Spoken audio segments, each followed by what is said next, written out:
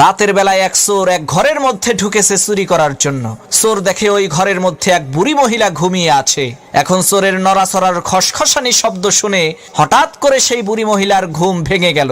চোর কয়, সর্বনাশ, ধরা বুঝি পড়েই গেলাম, এখন কি করি? এমন সময় সেই বুড়ি মহিলা সেই চোরকে বলল, বাবা, তোমাকে তো দেখে মনে হচ্ছে তুমি খুবই সম্ভ্রান্ত পরিবারের সন্তান, মনে হয় বড় কোনো বিপদে পড়ে এই চুরির পেশাকেই বেছে নিয়েছো। ঠিক আছে, কোনো সমস্যা নাই।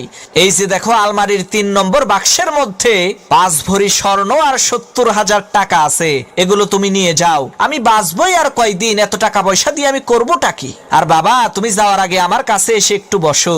আমি একটু আগেই একটা আশ্চর্য ধরনের স্বপ্ন দেখেছি। এই স্বপ্নের মানেটা আমি বুঝতে পারছি না, তুমি একটু বলো তো এই স্বপ্নের মানেটা কি?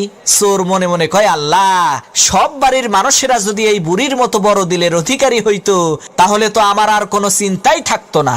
এদিকে সেই বুড়ি মহিলা তার স্বপ্নের কথা সেই চোরকে বলতে আরম্ভ করলো। সে, বাবা, আমি দেখলাম বিশাল বড় একটি মরুভূমির মধ্যে আমি হারিয়ে গেছি। এমন সময় একটা ঈগল পাখি এসে জোরে জোরে 3 বার বলল, জামাল, জামাল, জামাল। এরপরে সেই ঈগল পাখিটি চলে গেল। বাবা, বলো তো এর মানে কি?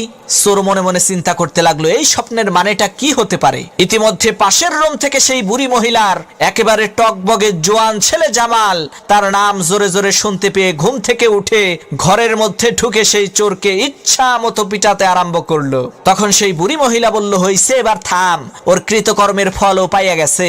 তখন সেই চোর বলল, না ভাই, থাইমো না, আমারে আরো মারো, যাতে ভবিষ্যতে আমার মনে থাকে শালারা আমি একটা চোর, স্বপ্নের ব্যাখ্যা করার কোনো জ্যোতিষী না।